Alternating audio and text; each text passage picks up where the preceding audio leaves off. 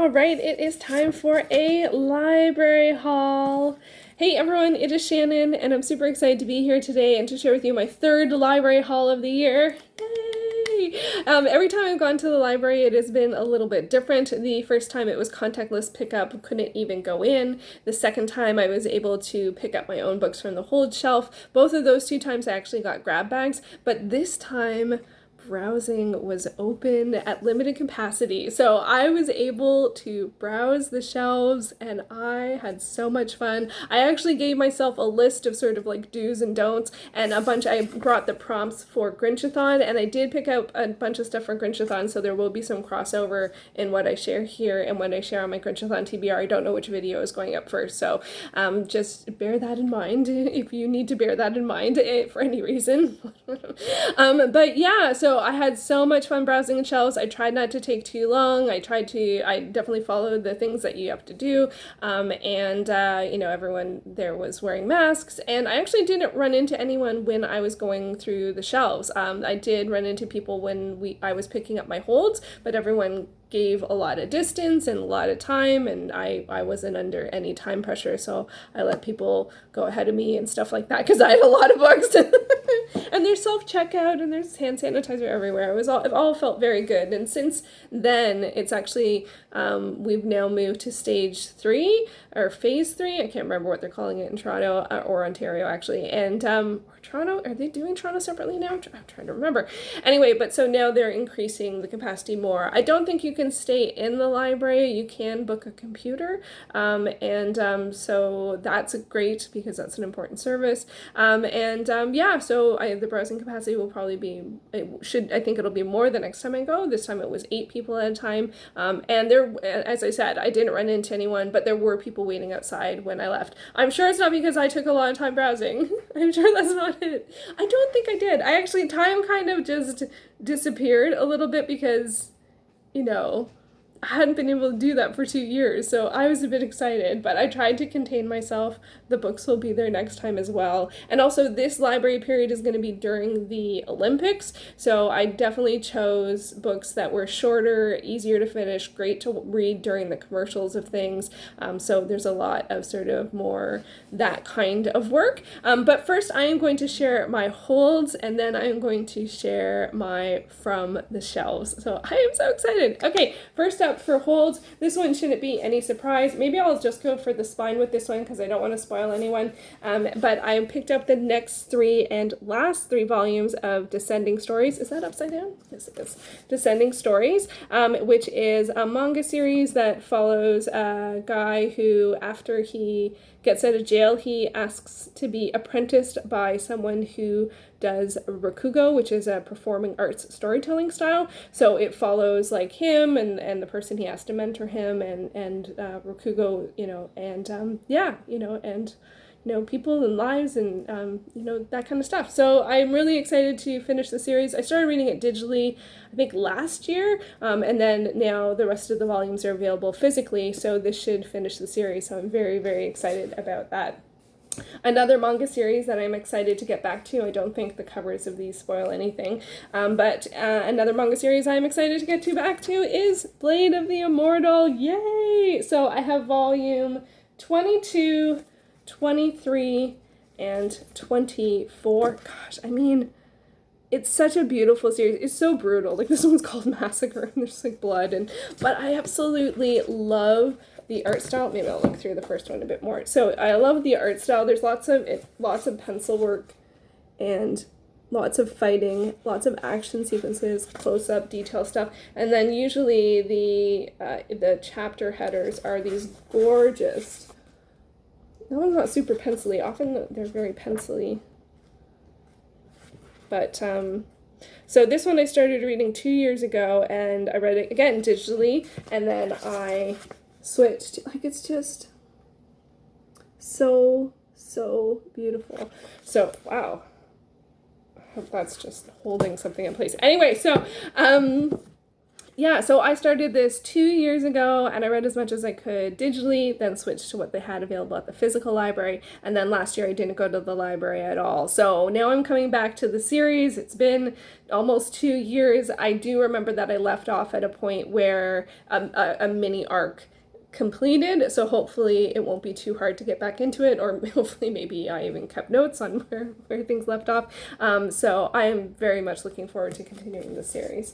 Now on to some sort of lighter-ish reads. I don't know if these are lighter. I picked up more Goosebumps books, so I have Deep Trouble 2. I really liked Deep Trouble, which is set on a floating lab, like a boat that's a lab. But then we also have, in this one, it didn't have the picture on when you order the book.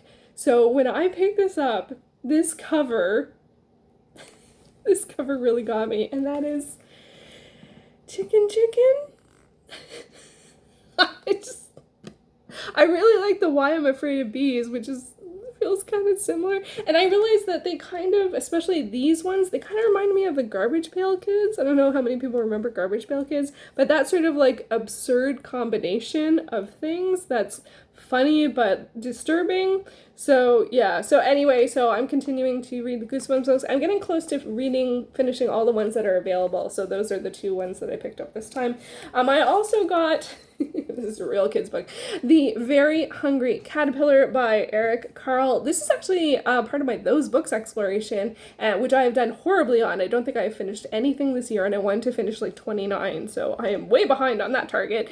So I was like, okay, what's the shortest title? It's like 30 pages, so, and I've never read it. It's a kid's picture book, apparently, I imagine, about a very hungry caterpillar. I think that's a note from the author or something. I don't know. I don't want to spoil myself, but yeah, so I'm sure that won't take me very long to read. Oh, that's a dedication, so, but still, I'm sure it will be a fun, oh my god, it's so cute! It's so cute. So yeah, so Very Hungry Caterpillar for Those Books exploration. Also a project-based book, I got Small Spaces by Catherine Arden, and this one actually is a prereq for one of the BookTube SFF Awards shortlist titles.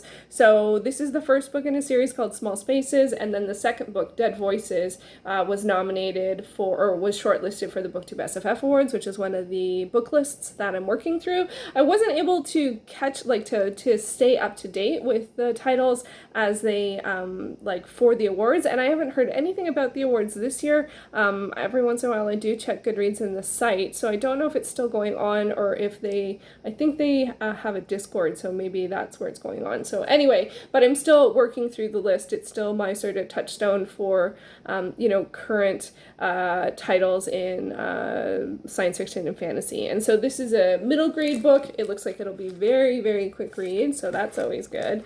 And I think it's a sort of dark fantasy. Oh, I didn't notice. It's a school bus, and then there's all of these figures, and then this scarecrow pumpkin. I don't know. It looks creepy. But it looks kid creepy, which is, apparently something that works for me. So yeah, so I'm looking forward to finally reading this. This one they only have the series available physically at the library, not digitally. So if I like this one, I will request Dead Voices. And then they also have the third book on order, which is great. If I could get through all 3 of them this summer, that would be fantastic. And then last up for holds, I also picked up Night Pleasures by Sherilyn Kenyon. This is the second book or first book. This says it's the first book in the Dark Hunter novels. No, it says the first Dark Hunter novel. I am reading the Dark Hunter series with Anita from Anita Reads. Hi, Anita!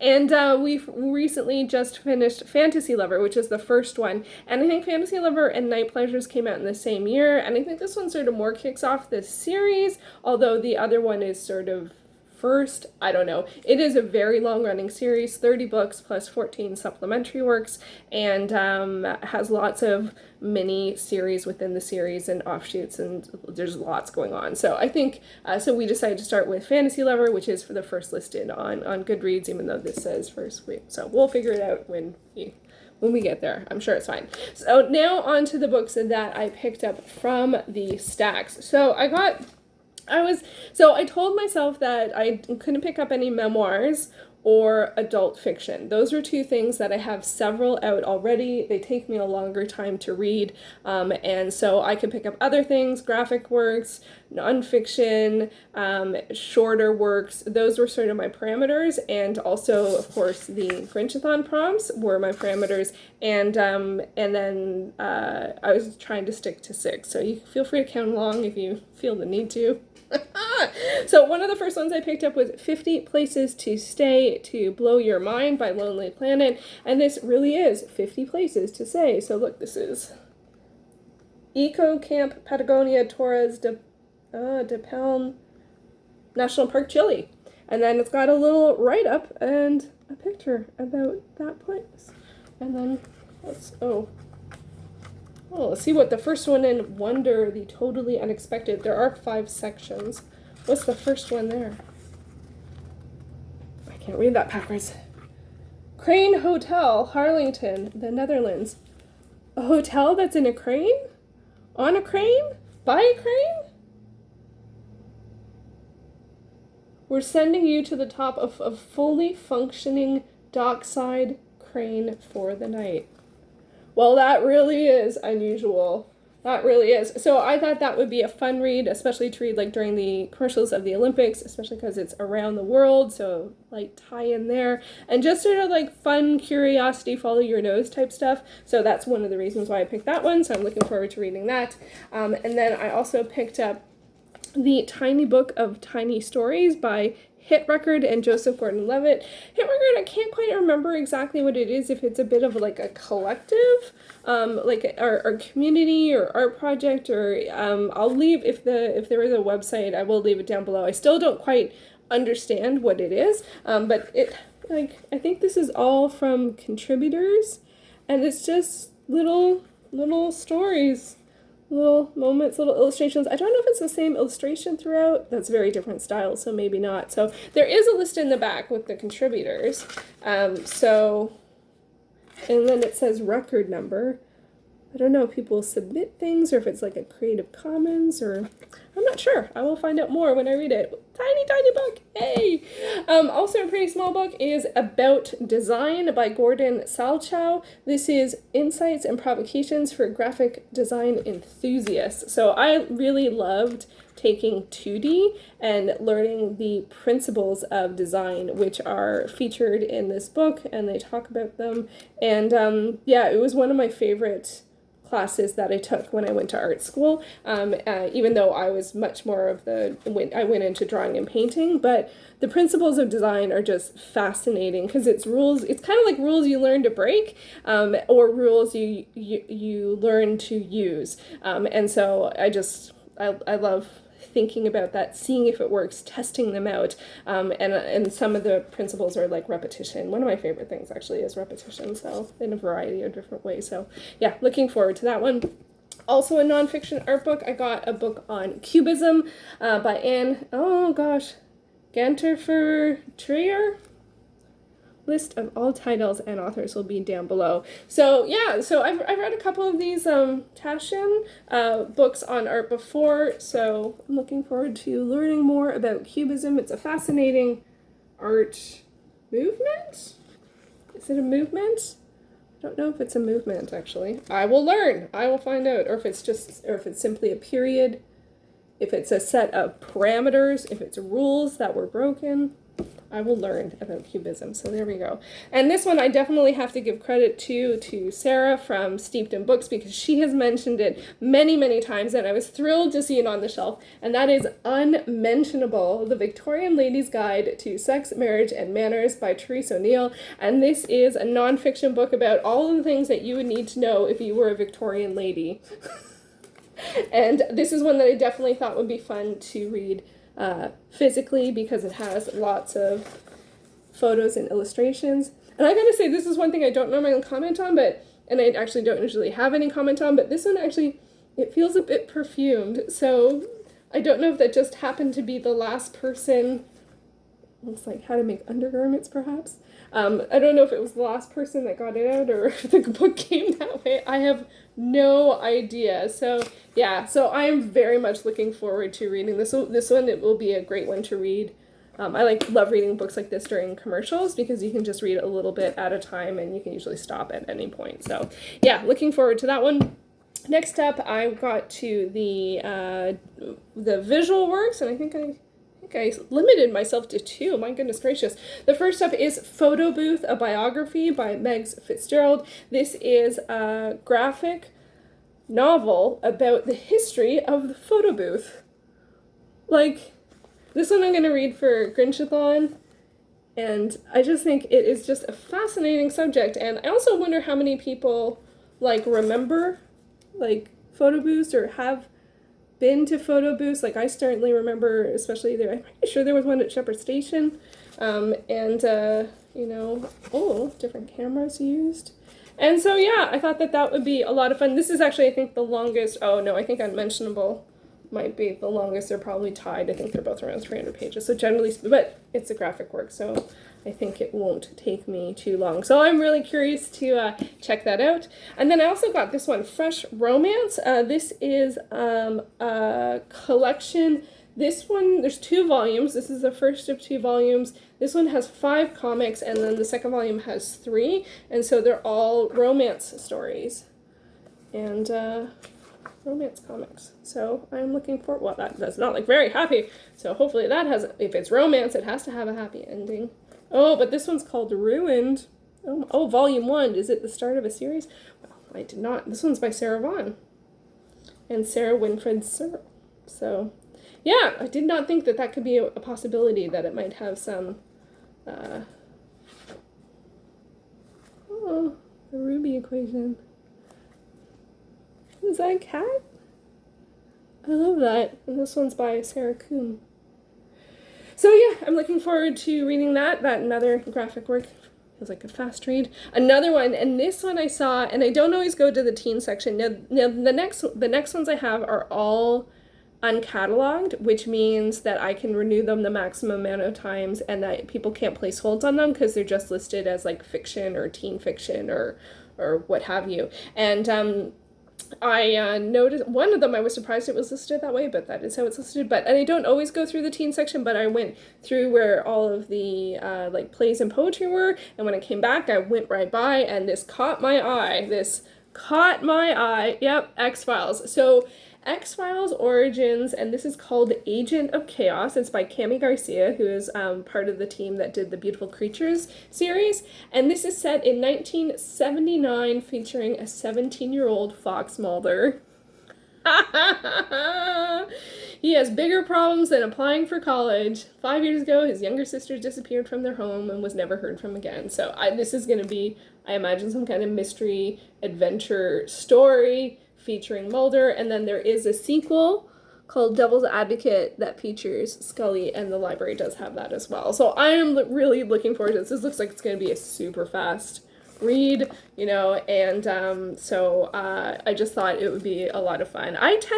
There's a couple of series, and X-Files is one of them, where I really enjoy the sort of like franchise tie-in, add-on stuff, and I don't like it for everything, but X-Files is one where it's like, yep, I want more. So Teen Mulder, we'll see what he gets up to.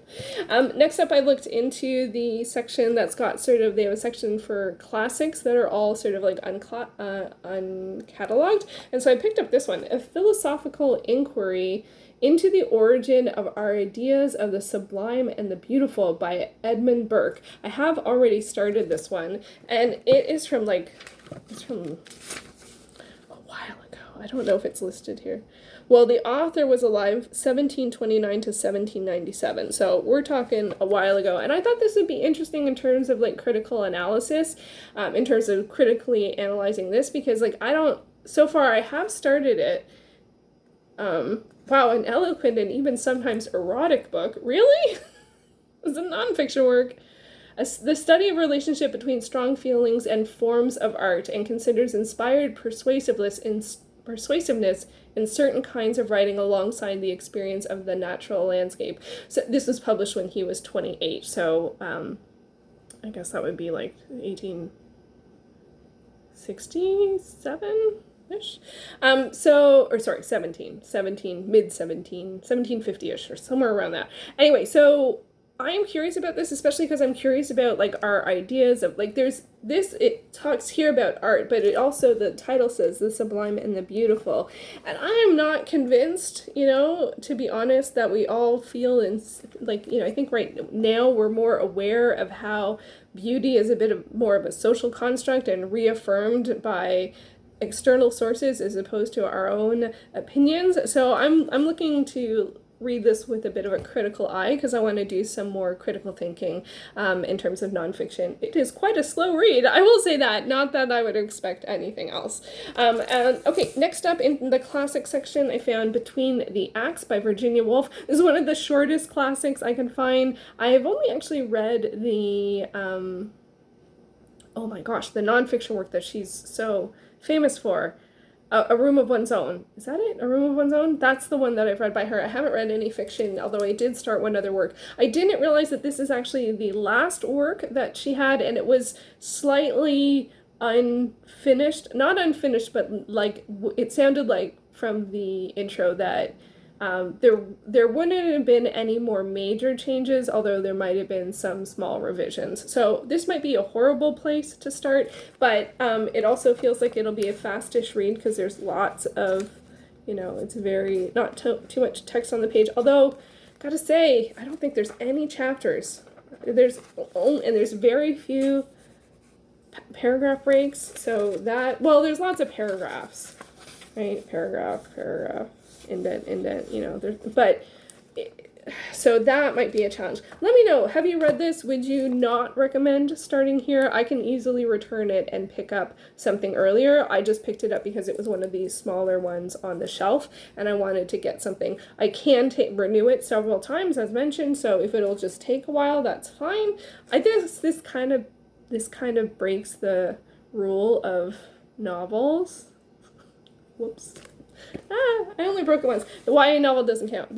That's a fast read. And then last up, I picked up Harold Pinter, 2 plays, Mountain, Language, and Ashes to Ashes. I looked through the play section, which is mostly Shakespeare, but there were some other plays, and so this one will be a very fast read. There is not tons of dialogue, and it seems very abrupt, and, well, there's a longer passage. So I don't know anything about this, and the back doesn't even say much. It's just got reviews from performances. So I don't know. I picked it as a potential quick read during Grinchathon. So 2 plays and 70 pages. Am I just going for numbers? No, not really. I love reading plays, so, why not? So I'm going to go with that. So if you were counting, yes, I went over 6. I actually ended up picking 11 from the stacks, 11 books. I do not feel bad, to be honest. I think I actually have a better chance of finishing most of these works within the 3-week period than I have of any of the other ones for which I've renewed a fair amount. I forgot to say, Night Pleasures, I'm not reading it right away. I'm reading it in August, whenever me and Anita decide to read it. So yeah, but I actually think, even just, from the 11 pickups I had for holds, I have 6 manga, 3 kids books, these 2 plus The Very Hungry Caterpillar, and then Small Spaces, which is also middle grade, so it's kids as well. So, I don't know, I had a lot of fun. It was really fun to browse, especially the nonfiction stuff, and just pick up stuff that looks interesting. That's one of my favorite things about the library, and I think I have a pretty good shot at finishing a fair amount, although now I actually have quite a lot out from the library. I have a total of 34, because I had 11 holds, 11 that I browsed, so that's 22, and I renewed 12 from last time. But I'm in good shape. I have a plan, and I have actually slotted things to the different weeks and stuff like that. I will shift as things go, but I think I'm just so happy to go to the library, honestly. So this doesn't, in the moment, and when I look at it in piles, it looks a bit excessive, but on the other hand, I go only in the summer. It's what I've decided to do for this summer in terms of my reading, And so I am thrilled to have this much choice, and I'm so curious to try all these out. I'm actually really, really excited for the X-Files one. I probably won't get this till the third week till after Grinchathon, but it might end up being a Grinchathon read because it would fit the dark one. X-Files is dark. You can fit it. Grinchathon is awesome. You can make anything work for any of the challenges. You really can. So anyway, yeah, so let me know. What do you think? Do you think I'll be able to get through all these in 3 weeks? Do you think this is excessive? Like, you know, maybe I shouldn't ask that because I don't know if I want to know the answer, but I, you know, I don't know. There was no one there. There was no one there, and there are lots of books. In that way, I think it supports the library to take out stuff. And if people place holds, I will return them on time, and they will get them the next round. So I think it's fine. I do think it's fine. So yeah, the library is there for us to enjoy. And I don't have a question because I ask the last one if you're going to the library. So yeah, let me know. Have you had an opportunity to browse the shelves yet at your library? I would love to know that. And yeah, so it was fun to do that. Oh, so much fun. I can't wait till the next time. So that's inspiration to finish the books, is that, you know, I will have more opportunity to do that next time. So there you go. There is my library haul. I better get reading and enjoy all of these titles. Okay, thank you so much for watching.